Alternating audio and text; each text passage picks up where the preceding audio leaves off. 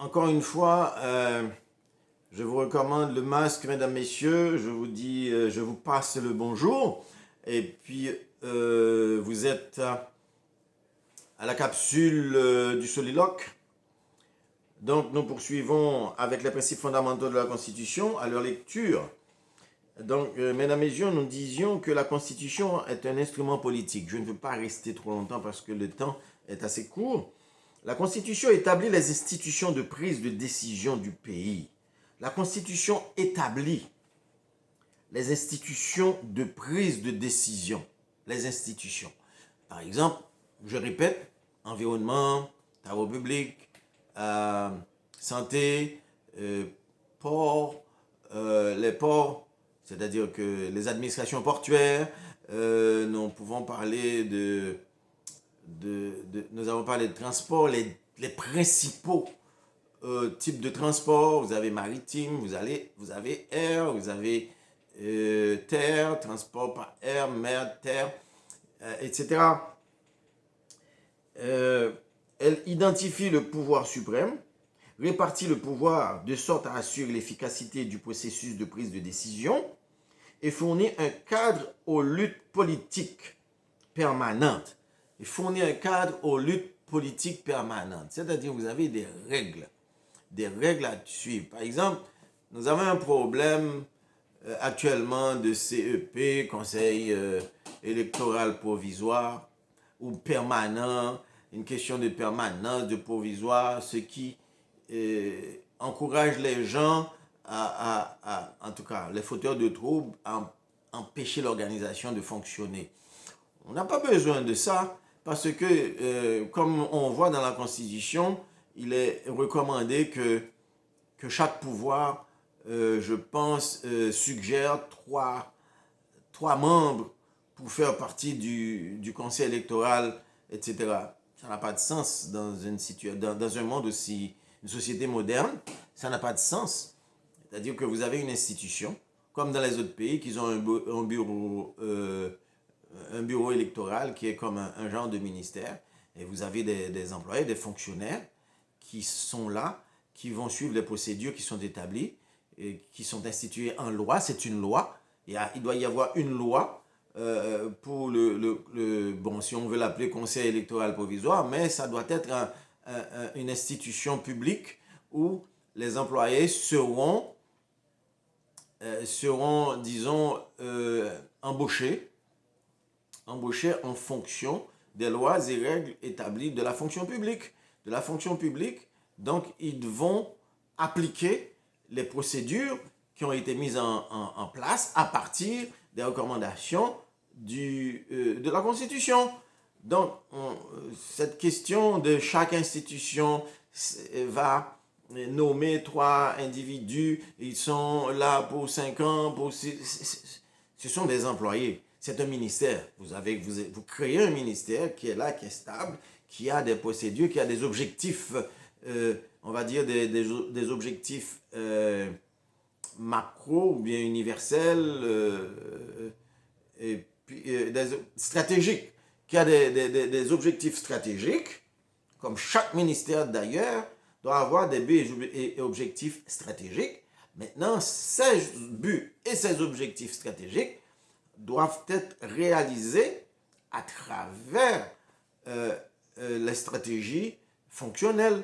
C'est-à-dire que les fonctions, là on va venir avec les différentes sections, les différents postes nécessaires, nécessaires pour atteindre ces objectifs et quels sont les compétences, quelles sont les compétences qui sont nécessaires à la réalisation de tout ça. Donc, ça vient à ces employés qui vont avoir un directeur général, des directeurs, avoir des commissaires, des employés, des commis, etc.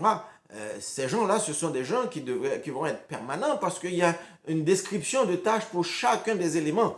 Donc, quand un ministre arrive dans son ministère, tout est déjà là. Ce n'est pas chaque fois qu'il y a une élection, qu'il y a un nouveau ministre, qu'il doit recommencer pour instituer sa chose. Je me souviens, il y a un ministre qui était venu ici au Canada, et puis la première chose qu'il a dite, c'était que Bon, moi, comme je vous dis, dans mon ministère, il n'y a que moi. Il n'y a même pas une chaise. Hein? Voici ce qu'un ministre eu à nous révéler. OK? Dans mon ministère, il n'y a que moi. Il n'y a pas une chaise. Donc, ce qui donne lieu à ce qu'on appelle le népotisme, à la magouille, à tout ça, parce que nous n'avons pas de fonction publique. Il faut qu'il y ait une fonction publique pour réaliser les objectifs du ministère en question, les objectifs stratégiques. Voyez-vous? Maintenant, il faut avoir des objectifs ou bien une organisation fonctionnelle où il y a un nombre d'employés pour chaque poste et des postes qui sont établis, institutionnalisés pour réaliser ce qu'il faut. Ce n'est pas des amis qu'on va mettre en place. Ce n'est pas des amis ou bien on t'y ménage, on fait qu'il a et puis ce ne sont pas des employés zombies. Voyez-vous? Et ce n'est pas difficile. Tout le travail a déjà été fait par les pays étrangers. Vous pouvez demander l'aide, que ce soit aux États-Unis, au Canada, en France, ils vont vous aider à le faire, à mettre tout sur place. Vous allez tout simplement remplir les trous, hein, et puis l'adapter à vos besoins. Et c'est là que vous allez commencer maintenant à avoir une économie, une vraie économie là, basée sur la richesse matérielle et d'autres richesses qui ne sont pas des richesses matérielles. Là, vous pouvez, les Haïtiens, pour aller il y a des cartes de crédit et avoir un système de comptabilité double, de compte à recevoir, etc. Donc, c'est ça qui va rentrer le pays vraiment dans le rouage de l'économie. Le sort pour le diminuer, ou capable de possibilité pour capable éliminer le phénomène gang là. Parce que si vous pas fait ça, oubliez ça, parce qu'il faut que les gens subsistent. Maintenant, nous avons, par exemple, le temps, les dispositions positives de la Constitution. Nous disions que le pouvoir suprême répartit le pouvoir de sorte à assurer l'efficacité du processus de prise de décision et fournit un cadre aux luttes politiques permanentes. OK.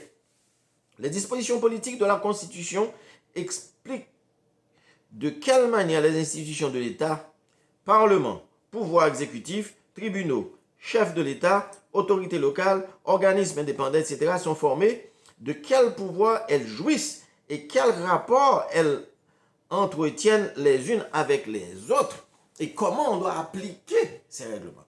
Écoute, ce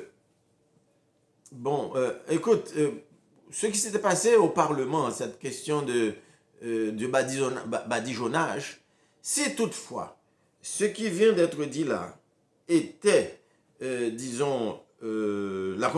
Constitution haïtienne donnait la possibilité d'une application normale, eh bien, jamais il n'y aurait pu avoir de badigeonnage.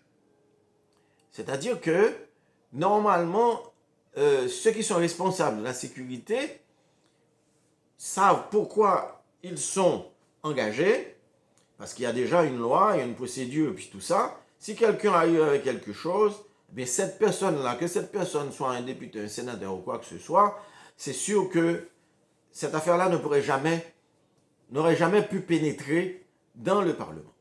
Que vous soyez un député, un sénateur, un ministre ou quoi que ce soit, lorsque vous enfreignez la loi, eh bien automatiquement on vous arrête. Donc, il n'y a pas de question de, immunité parlementaire. Vous avez une immunité parlementaire dans la mesure où vous respectez les limites de cette immunité. Et parce qu'on a une immunité parlementaire, on a fait sur l'hôpital, on limite à cela. Parce que est-ce que l'employé qui a la sécurité est obligé de savoir qui vous êtes, surtout que maintenant que tout le monde a un masque. Donc si on vient, ils font bagarre ou arrêter mon nom, ça finit là. Et puis si pour coincer sans problème. Or mon nom dit c'est député, écoute là, mon fait. Alors parce qu'au député, faut faire et ça passe ça. Ou bien comme nous sommes capables, un sénateur qui chef gang, monsieur ménage gang a manifesté, a crasé, brisé, la police a arrêté gang nan, yo fourré dans prison, 2-3 gangs, 2-3 chefs vagabonds, et puis sénateur apparaît, il est entré dans la police là, il n'a pas fait rien parce que tout le monde reconnaît lui. Comme chef de gang d'abord, ensuite, monsieur sénateur, et puis il gagne immunité parlementaire, et puis monsieur entré dans la prison, et puis le report de prison, là, les prisonniers. Qu'est-ce que cela veut dire? Qu'est-ce que cela veut dire? C'est pas vrai ça. On ne peut pas jouer ça dans aucun pays du monde. Aucun pays au monde ne peut pas jouer ça. Du moment que vous enfreignez la loi, quel que soit ce il faut y prendre. Parce que vous avez l'immunité parlementaire, eh bien, il y a une limite. Et si aussi vous utilisez votre immunité pour abuser, eh bien, on va passer en commercial. On va payer les conséquences là, ipso facto. Bon, je vais prêter là parce que l'est arrivé. Donc, c'était un plaisir. Nous avons une possibilité pour me parler de partie ça. Donc, nous sommes capables de continuer, oui.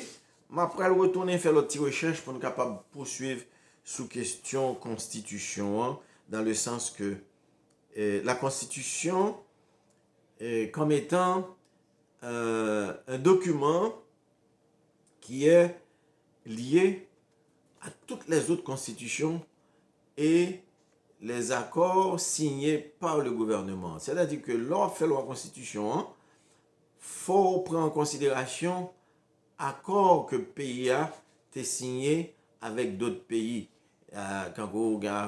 Avec d'autres pays, de façon pour qu'on ne pas enfreindre loi internationale et tout.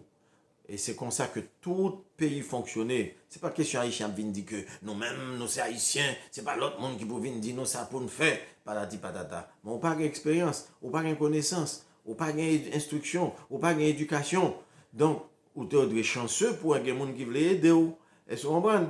Donc, nous allons parler dans le prochain côté, comme si nous avons dit, gouvernement étranger, prend la constitution, étudier, et puis dépenser l'argent pour le faire un document pour le suggérer et pour le montrer que la constitution n'a pas tout à fait ça. C'est pas ça. Ils dépensent l'argent pour le faire ça. Bon, donc, mesdames, messieurs, je vous remercie d'avoir été des nôtres. Et puis, on se revoit bientôt. Bye bye.